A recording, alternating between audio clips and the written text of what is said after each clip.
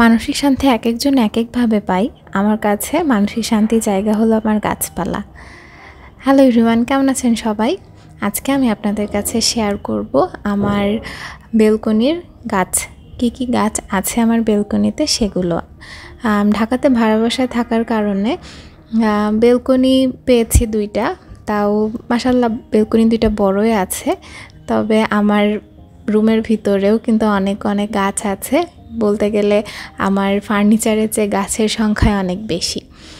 তো আজকে একটা বেলকনির ভিডিও আপনাদের সাথে শেয়ার করছি। ইনশাআল্লাহ এরপরে আরও অন্যান্য গাছগুলো আপনাদেরকে দেখাবো। তো দেখেন এই যে বেলকনিতে আমার কিন্তু এই যে গাপ্পি মাছ আছে, তো অযত্নে ওরা ওই রকম হয়ে আছে। এর আগে আরও অনেক বেশি ছিল। এই যে এই গাছটা আমার কাগজ ফুল, যেটা আপনারা বাগান বিলাস নামে জানেন। এখন গাছে ফুল নাই, তবে একদম ওর সামনের দিকে আগার সাইডটাতে অনেক সুন্দর ফুল ফুটে থাকে, গোলাপি কালার। আর এই গাছটা কিন্তু একদম একসময় পাতা একদম ঝরে যায়, কোনো কিছু থাকে না, শুধু ফুল থাকে, অনেক সুন্দর লাগে। এই যে এইটা একটা ইনডোর প্লান্ট, কি নাম, এটা পাতাবাহার টাইপের একটা গাছ হবে, আমি নামটা মনে করতে পারছি না। তো এটাও কিন্তু ঘরের মধ্যে অনেক সুন্দর হয়। এটা আমার ঘরের মধ্যেই ছিল। তো একটু সব গাছ তো আর ঘরে সবসময় রাখা যায় না, গাছের অবশ্যই আলো বাতাস রোদ প্রয়োজন হয়, তবে তুলনামূলক কম বেশি। যেমন ফুল গাছের ক্ষেত্রে আপনার অবশ্যই ডিরেক্ট সানলাইটের কাছে রাখতে হবে, নতুবা ফুল হবে না। দেখেন এই যে আমার এক্সোরা প্লান্ট, এটাতে কিন্তু রোদ আসে, এই জন্যই কিন্তু অনেক কলি ধরেছে। আর মাশাআল্লাহ সবসময় গাছটাতে ফুল থাকে। পরে যে এই সাকুলেন্টও কিন্তু অনেক আছে আমার কাছে। আরও অনেকগুলো সাকুলেন্ট আমি একসাথে অনলাইন থেকে অনেকগুলো অর্ডার করেছিলাম, কিন্তু দুর্ভাগ্যবশত সাকুলেন্টগুলোকে শীতের পরে আর বাঁচাতে পারি নাই। ঈদে বাড়ি যাওয়ার সময় কিন্তু গাছগুলো আর পানি পায় না, এসব কারণে অনেক গাছ মারা গেছে। তো দেখেন যে বৃষ্টি হচ্ছিল ভিডিওটা যখন করছিলাম, বৃষ্টির সময়ে বৃষ্টিতেও কিন্তু গাছ অনেক সতেজ, অনেক সুন্দর হয়। এখন তো বর্ষাকাল, এখন কিন্তু গাছের গ্রোয়িং পিরিয়ড, এখন অনেক অনেক ভালো মতো গাছ বাড়ে। এই যে এই সাইডে যে গাছটা আছে এটা হলো এক্সোরারি, কিন্তু রেড কালার ওটা।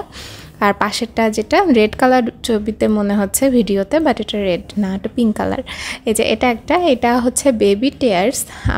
আমি যেখান থেকে সাকুলেন্ট কিনেছিলাম ওনারাই কাটিং দিয়েছিল গিফট হিসেবে, তো ওটা বড় হয়ে গিয়েছে মাশাআল্লাহ, ওটা অনেক সুন্দর। আর এই যে এই সাকুলেন্টগুলো আমাদের দেশি ভ্যারাইটি।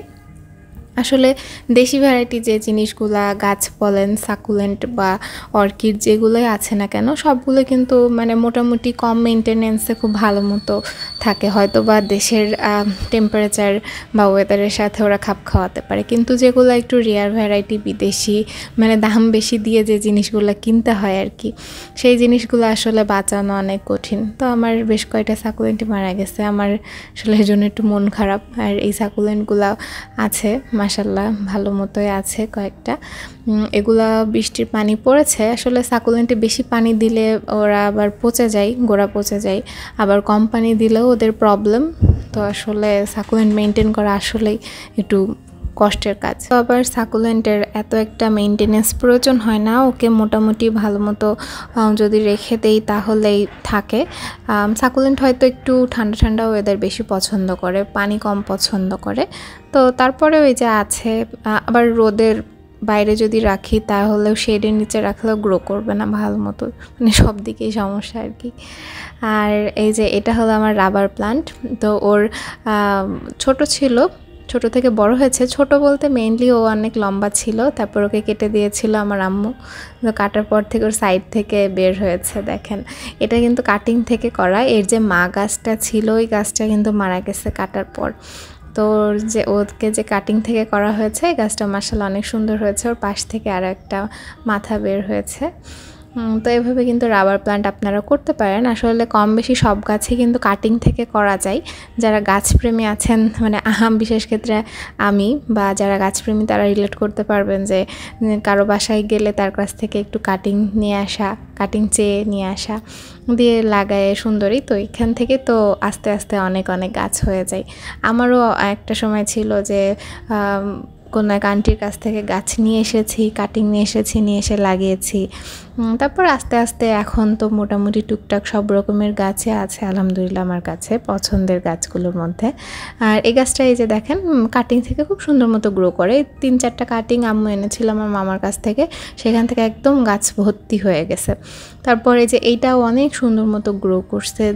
মাত্র 1টা কি 2টা কাটিং এনেছিলাম। তো সব গাছই কম বেশি মোটামুটি কাটিং থেকে করা হয়েছে। তবে অনেক গাছও আছে যেগুলো আমি কিনেছি, অনেক দামি গাছ আছে। শুরুতে যেটা দেখলেন মনস্টার ডেলিশিয়াসা, ওই গাছটা কিন্তু 1,500 টাকা দিয়ে কিনেছিলাম। এখন মাশাআল্লাহ অনেক বড় হয়ে গেছে, কাটিং থেকে করেছি।